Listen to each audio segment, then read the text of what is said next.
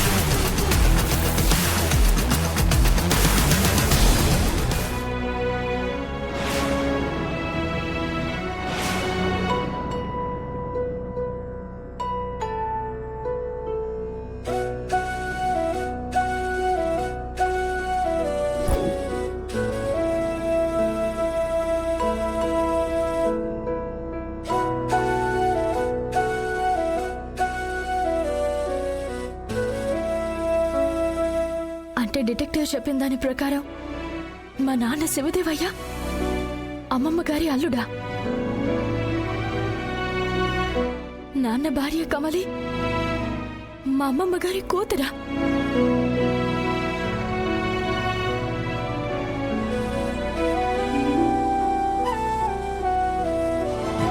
అమ్మో, ఇదంతా నా ఊహ. పొరపాటును కూడా అమ్మమ్మ గారికి ఈ ఫోటోలు చూపించకూడదు. ఆమెకి నిజం తెలియకూడదు. నిజం తెలిస్తే కూతురు మీద కొండంత ప్రేమతో ఎదురు చూస్తుంది. ఆ తల్లి గుండె ఆగిపోతుంది. మనవరాలి మీద మమకారంతో ఎదురు చూసే గుండె పగిలిపోతుంది. నన్ను క్షమించండి అమ్మమ్మగారు. మోసాన్ని క్షమించని ఈ పున్నమి మొదటిసారి మిమ్మల్ని కాపాడుకోవడానికి మిమ్మల్ని మోసం చేస్తుంది.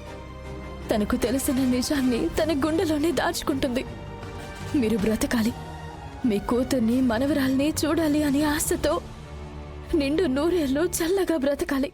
ఆశే ఊపిరై మిమ్మల్ని జీవితకాలం బ్రతికిస్తుంది. నన్ను క్షమించండి.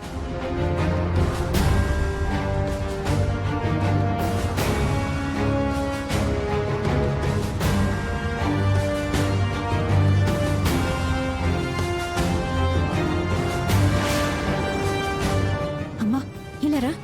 ఏంటి అమ్మా, పున్నమి బయటికి వెళ్ళి లోపలికి వచ్చేటప్పుడు ఏదో కవర్ తీసుకొచ్చింది. దాంట్లో నుంచి 2 ఫోటోలు తీసింది. అవి ఎవరికి చూపించకుండా లోపలికి వెళ్ళిపోతుందేంటి? నాకు తెలిసి ఎవరికీ తెలియని రహస్యం ఏదో పున్నమికి తెలిసి ఉంటుంది. అందుకే గదిలోకి వెళ్ళిపోయింది. అమ్మా, అగ్నిదేవ్ ఏమైనా కాల్ చేశారా? నాకు తెలిసి చేసే ఉంటారు. ఇక్కడ మాట్లాడితే బాగోద్దు, బయటికెళ్ళి మాట్లాడు. సరే, నువ్వు ఇక్కడే ఉండు.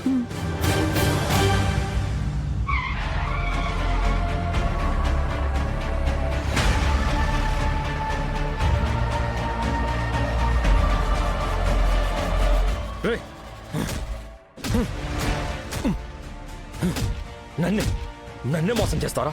నన్నే మోసం చేస్తావా? నిన్ను చంప. నాన్న ఆగండి నాన్న. వీడు ఇంత కష్టపడి భానుమతి ఇంటికి వెళ్ళాడంటే ఏదో ఒక సాక్ష్యం ఇచ్చే ఉంటాడు.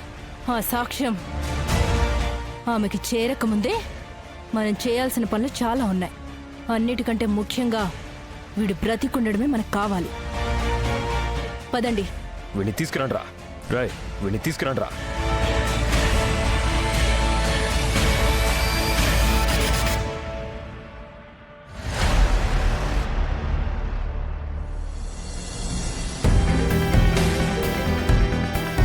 హలో, అగ్నిదేవ్ గారు, చెప్పండి.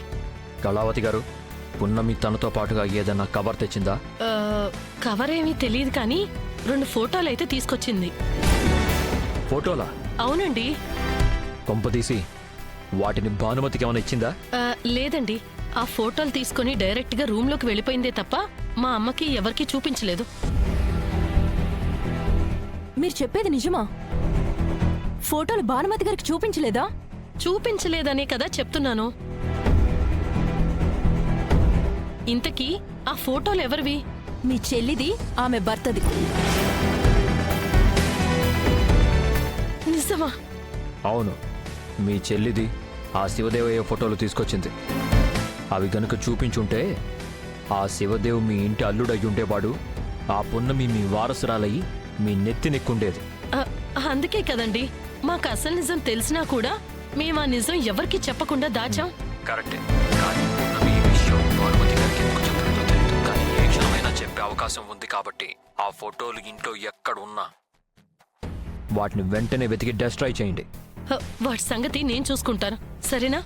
సరే, నేను మళ్ళీ కాల్ చేస్తాను. అలాగే అగ్నిదేవ్ గారు.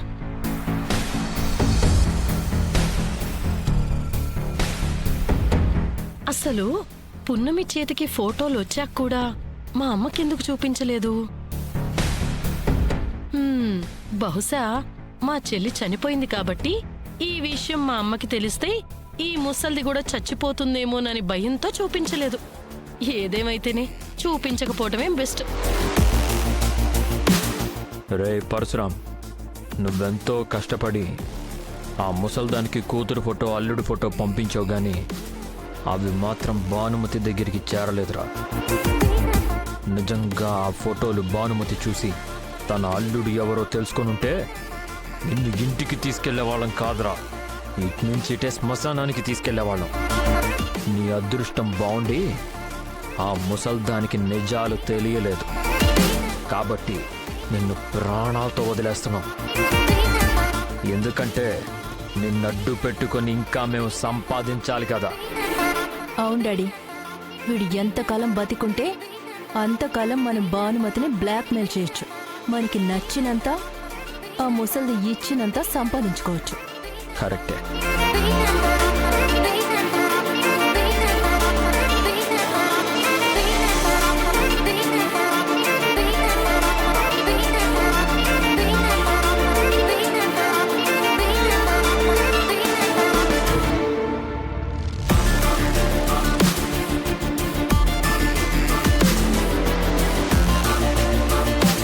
నాన్న ఇంకా రాలేదేంటి?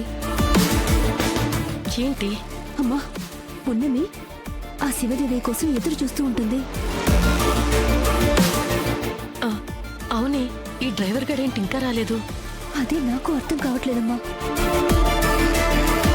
నువ్వేం టెన్షన్ పడుకో, సరేనా? నవ్వుతూ ఉండు. ఆ?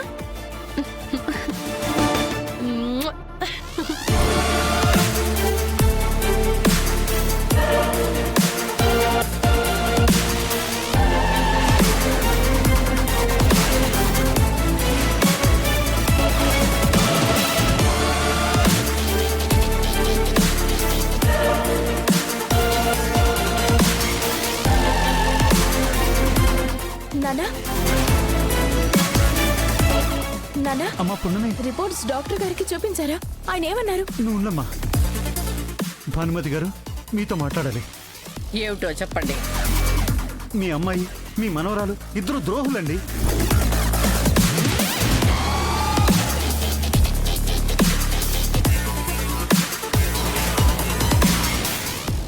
జీ5 యాప్ డౌన్లోడ్ చేసి అన్ని ఎపిసోడ్స్ పూర్తి ఉచితంగా చూడండి.